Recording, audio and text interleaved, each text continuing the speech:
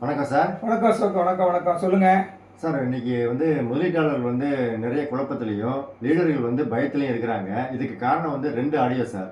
முந்தா நாள் கணேஷ் ஆதித்யாங்கிறவர் டாபிக் கோர்ட்டை பற்றி ஒரு ஆடியோ போட்டிருந்தாரு. சரி. நேற்று சாயங்காலம் தேனி சங்கத்தை சேர்ந்த மணிகண்டன் ஒரு ஆடியோ போட்டிருந்தாரு. ம். இந்த 2 ஆடியோ பற்றி நீங்கள் இப்போ கேட்டிருப்பீங்க.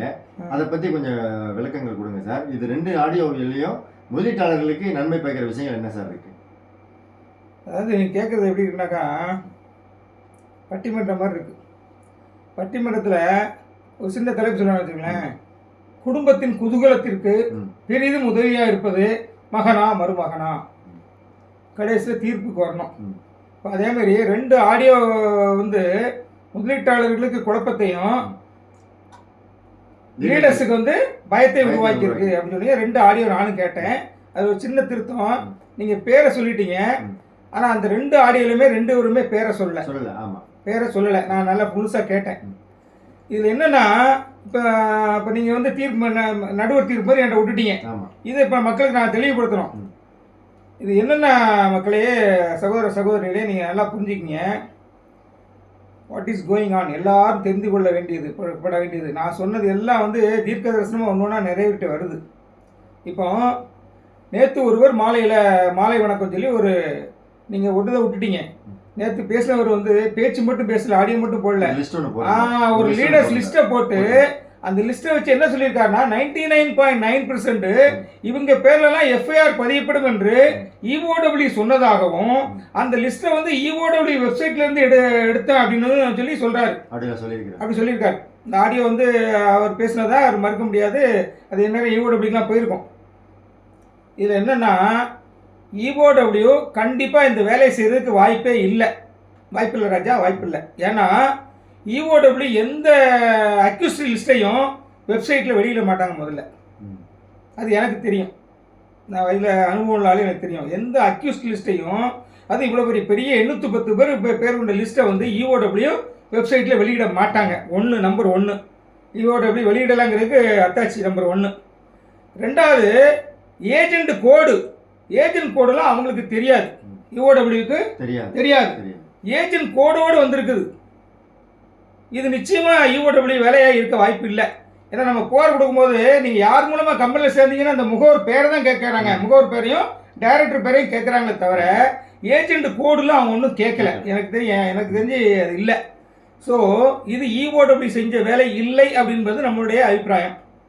அப்போ இது யார் செஞ்சிருப்பா அப்படின்னாக்கா, ஒன்று நிறுவனத்தார் செஞ்சிருக்கணும், அல்லது நிறுவனத்தாரோடு தொடர்புடைய ஒரு நபர் யாராவது இந்த வேலையை செஞ்சுருக்கணும், லிஸ்ட் அவுட் பண்ணியிருக்கணும்.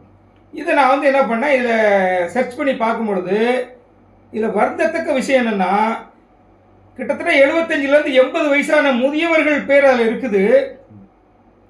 நிறைய அரசு பணியில் இருக்கிறவங்க அவங்களுடைய பேரை முகவருக்கு கொடுக்காம என்னென்ன கொடுத்துருக்காங்க, ஒய்ஃபை கொடுத்துருக்காங்க. அந்த ஒய்ஃபுகளுடைய பேர்லாம் இருக்குது. அதில் எஸ்ஹெச் டிஹெச் பேர்லாம் இதில் இருக்குது. இது எங்கேருந்து வரணும் முதல்ல தெரியுமா? டாப்லேருந்து வரணும். சேர்மன், எம்டி, அடுத்து டைரக்டர்ஸ், இப்படி தான் வரணுமே தவிர இது ஜிக்ஸாகாக இருக்குது. நான் அனலைஸ் பண்ணி பார்த்து ஒரு நிறுவனத்துடைய ஒரு பெரிய ஆள்கிட்ட நான் பேசினேன். அந்த நபர் எனக்கு ரொம்ப நெருங்கிய நபர். சார்னா என்ன மரியாதையாக கூடுவார். வயதில் என்னோட வயதில் மூத்தவர். அவர் சொன்னது என்னென்னா, நல்லா கவனமாக கவனிங்க. இப்போ நிறுவனத்துக்கு யார் ஆதரவாக இருக்காங்களோ அவங்க பேரையும் இதில் சேர்த்துருக்காங்க. நிறுவனத்தோடு இணக்கம் இல்லாமல் யாரெல்லாம் இருக்காங்களோ, நிறுவனத்துக்கு எந்த விதத்திலும் உதவி செய்யாமல் இருக்காங்களோ அவங்க பேரையும் இதில் சேர்த்துருக்காங்க. என்ன நடக்கும் அப்படின்னாக்கா, அவர் சொல்கிறார், அவர் அனுமானமாக சொல்கிறார், என்ன நடக்கும்னாக்கா, நிறுவனத்துக்கு சாதகமாக இருக்கிறவங்க பேரில் எஃப்ஐஆர் போடும் பொழுது அவங்களுக்கு நிறுவனம் வக்கீல் கொடுக்கும். அட்வொகேட்டை அரேஞ்ச் பண்ணுவாங்க. உதவி செய்யாதவங்களுக்கு அட்வொகேட்டை கொடுக்க மாட்டாங்க. இதுதான் நடக்கும் பாருங்க அப்படின்னு சொன்னார். அவர் பேர் லிஸ்ட்டில் இருக்குது. அவர் நிறுவனத்தோடு இணக்கமாக இருக்கிறவர். இவர் சொன்ன கருத்து எனக்கு ஏற்கனவே தெரியும். எனக்கு தெரியும். நான் சமயம் பார்த்து தான் பேசணும்னு தெரிவேன்.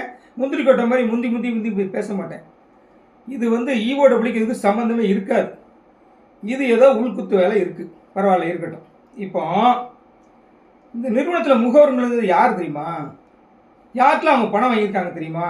நான் தோழர்களே, நான் வந்து இவங்களுக்கு லீடர்ஸுக்கு சப்போர்ட் பண்ண நினைக்காங்க. இவங்களெல்லாம் அந்த லீடருங்கிற வார்த்தையை நான் யூஸ் பண்ணுறது தப்பு. முதல்ல லீடர் என்று சொன்னால் தலைமை பண்போடு இருக்கிறவன் தான் லீடர். அவன் வந்து என்ன பண்ணணும், நான் பொறுப்புன்னு வாங்கி போட்டுருந்தா கூட இந்த மாதிரி சூழ்நிலையில் ஃபோன் அடித்தா எடுக்கணும். ஒருத்தர் பதறி போய் ஃபோன் அடித்தார்னா, இருங்க நான் இருக்கிறேன், கடைசி வரைக்கும் இருந்து உங்களுக்கு செட்டில்மெண்ட் வாங்கி தரேன்னு சொல்கிறவன் தான் லீடர்.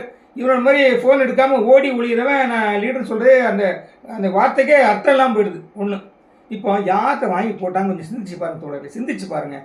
நான் வந்து சொல்கிறது லீடர்ஸுக்கு கொஞ்சம் அந்த புண்பட்ட மனசுக்கு கொஞ்சம் மருந்து போடுற மாதிரி இருக்கும் நான் பேசுகிறது. ஏங்க இப்போ நான் போடுறேன்னு வச்சுங்களேன், நிறுவனத்தில் வந்து கொஞ்சம் பெரிய அமௌண்ட் போடுறேன்னு வச்சுங்களேன், நான் என்ன பண்ணுவேன் தெரியுமா? சரி நல்ல நிறுவனமாக தான் இருக்குது அப்படின்னு சொல்லி என்ன பண்ணுவேன் தெரியுமா? என் பையன், என் பொண்ணு, கல்யாணம் இருந்த பொண்ணு, மருமகன் என்ன பண்ணுவார், அவங்க அப்பாவை, அப்போ எனக்கு சம்மந்தி ஆகிடும். இவங்ககிட்ட சொல்லி நல்ல நிறுவனமாக பணம் நிறையா அவனுக்கு வருது, மாதம் வருது போடுங்கன்னு சொல்லி இப்படி தானேங்க வாங்கினாங்க. யாருமே மூணாம் மனுஷன் போய் வாங்கலையே. அக்கம் பக்கத்தில் உள்ளவங்க நண்பர்கள், சர்ச்சுக்கு வரவங்ககிட்ட சர்ச்சில் பாஸ்டராக இருக்கிறவங்க வாங்கியிருக்காங்க. இப்படியாப்பட்ட ஆள் தான் லீடர் இருக்காங்க. அவங்க ஏமாத்தணும்னு நோக்கத்தோடு யாரும் வாங்கலை. இப்போ நிறுவனம் இப்படி ஆகிப்போச்சு. சரி கொஞ்சம் பேர் வேலை செய்யணும், கொஞ்சம் பேர் வேலை செய்யலை. இந்த நண்பர் சொன்ன மாதிரியே நடந்தால் கூட இது வந்து ஓரம் வஞ்சனம் இல்லையா? ஒருத்தருக்கு வந்து வைக்கல, இப்போ ஒருத்தர் வைக்க மாட்டேன் அப்படிங்கிறது என்னங்க நியாயம்?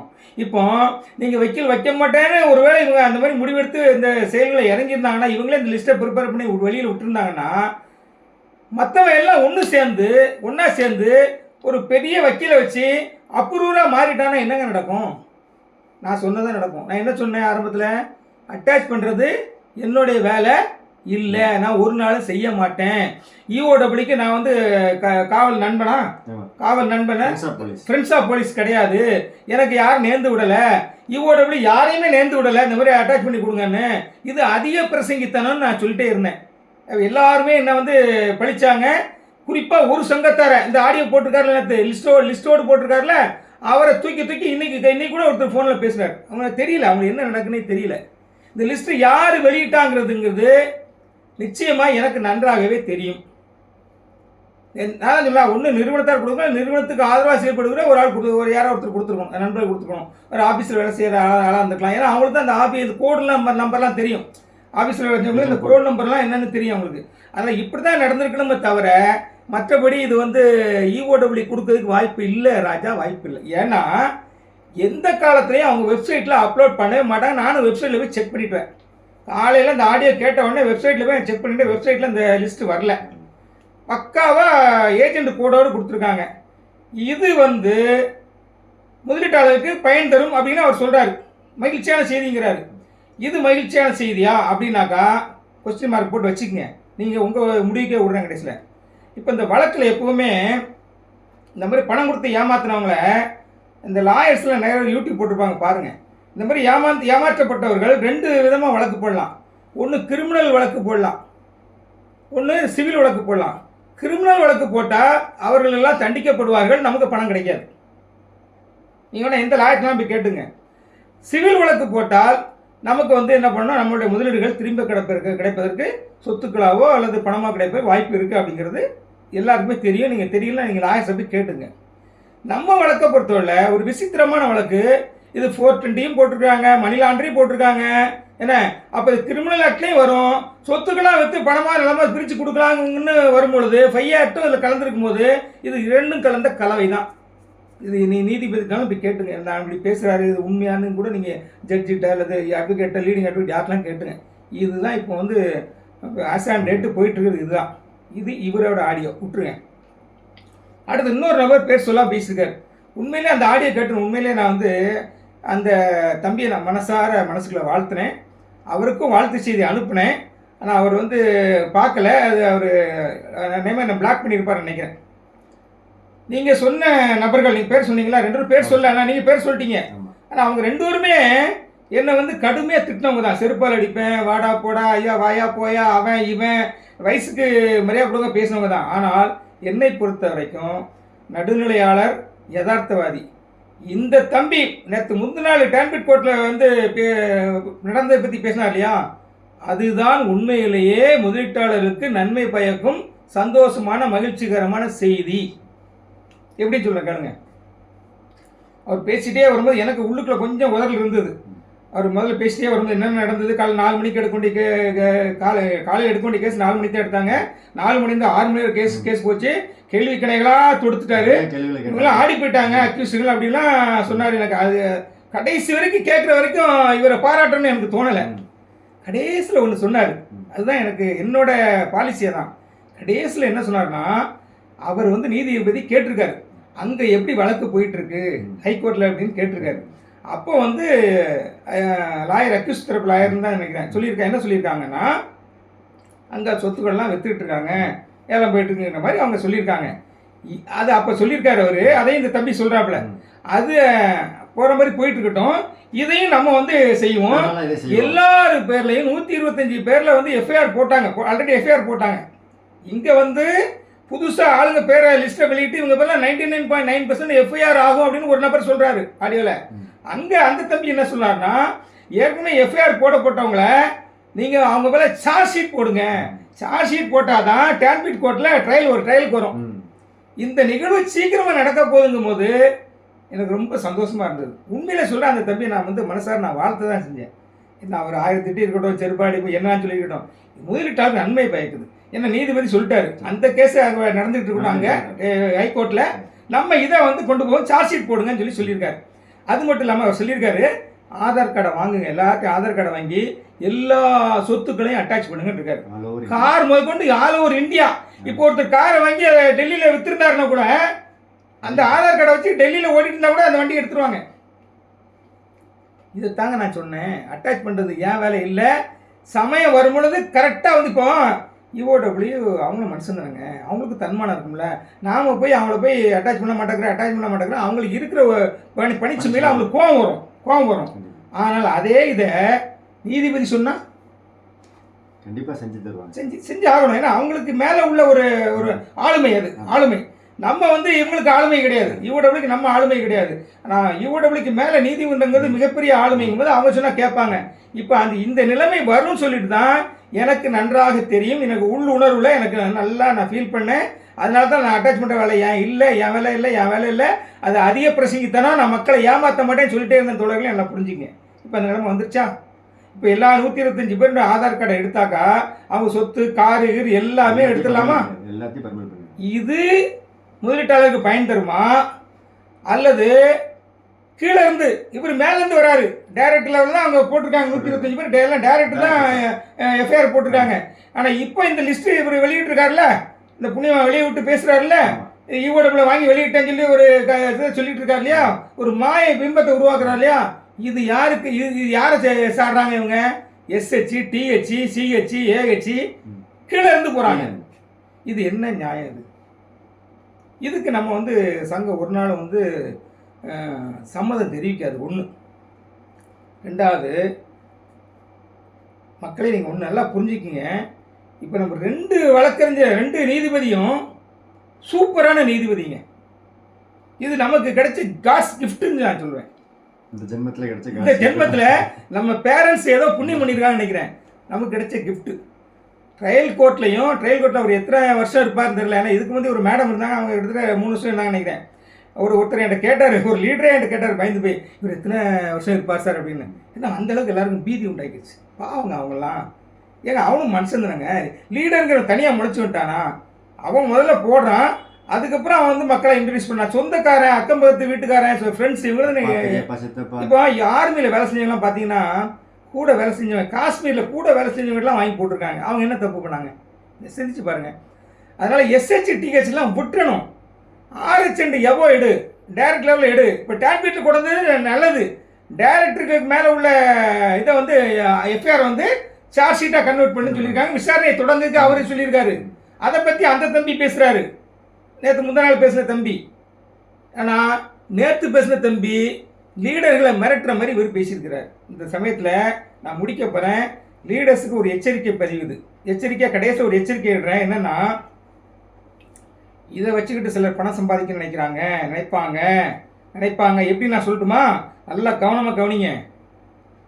நானே வந்து யாராவது ஒருத்தர் எனக்கு தெரிஞ்ச லீடருக்கு வந்து கொஞ்சம் வசதியாக இருக்க லீடருக்கு ஃபோன் பண்ணி அவர் SHO DHO whatever it maybe, அவர் என்னவா இருந்துட்டு போகிறார், இந்த அவருடைய ஹெச் என்ன ஹெச்சாலும் இருந்துட்டு போகுது, நானே ஃபோன் பண்ணி, தம்பி உங்கள் பேர் லிஸ்ட்டில் இருக்குது பேர் என்ன, எனக்கு பாலா ரொம்ப க்ளோஸு, நான் அந்த எஃப்ஐஆர் லிஸ்ட்லேருந்து உங்கள் பேர் எடுத்துடுறேன், எனக்கு கொஞ்சம் ஒரு 5 லட்சம் கொடுங்க, 10 லட்சம் கொடுங்க இப்படின்னு நானே கேட்டால் கூட தயவு செய்து யாருமே பயந்து போய் பணத்தை கொடுத்து ஏமாந்துடாதீங்க. இந்த வேலைகள் நடக்கும். இந்த மாதிரி பொய்யா சொல்கிறவங்க இந்த வேலையை செய்ய மாட்டாங்கங்கிறதுக்கு எந்த உத்தரவாதமும் கிடையாது. அதே மாதிரி என்னுடைய ஹேட்டர்ஸுக்கு சொல்கிறேன், நான் யதார்த்தவாதிங்கிறனால சொல்கிறேன், உங்களை பயங்காட்டுறதுக்காக சொல்ல. இப்போ நெகட்டிவாலே கமெண்ட் போடுறீங்களே, என்ன அசிங்கமாக போடுறீங்க இல்லையா, நீ ரெஸ்ட் எடுங்கிறான் ஒருத்தன் கண்ணா அப்படின்னா எனக்கு வீடியோவில் போடுறீங்க இல்லையா, யதார்த்தவாதி நான் என்ன சொல்கிறேன்னா, இப்போ நான் அடிக்கடி பேசுகிறது என்னென்னா, எனக்கும் கொலை மிரட்டல் வருதுன்னு நான் சொல்லிட்டு இருக்கேன் பார்த்தீங்களா. ஒருவேளை எனக்கு ஏதாவது ஆனால், செயற்கையாக எனக்கு ஏதாவது ஆனால், அந்த விசாரணைங்கிறது என் பிள்ளைங்களாம் சும்மா விடுவாங்களா? சிங்க மாதிரி பசங்க இருக்காங்க, 3 பேர் இருக்காங்க, பிள்ளைங்க விடுவாங்களா? விசாரணை வேலை எங்கெல்லாம் போகுது தெரியுமா? தயவு செய்து சொல்கிறேங்களுங்க, பேசுகிறது பதிவுகள் போடலாம் பார்த்து போடுங்க. செருப்பா அடிப்பேங்கிறான், ஒருத்தன் தொலைச்சி போடுவாங்கிறான், பதிவு போடுறீங்க, கண்ணாமலாம் போடுறீங்க, எல்லாருமே விசாரணை வளையத்துக்குள்ள வந்துடுவீங்கய்யா. நான் சொல்கிறேன், இப்போ நான் உயிரோடு இருந்து நான் சொல்கிறேன்.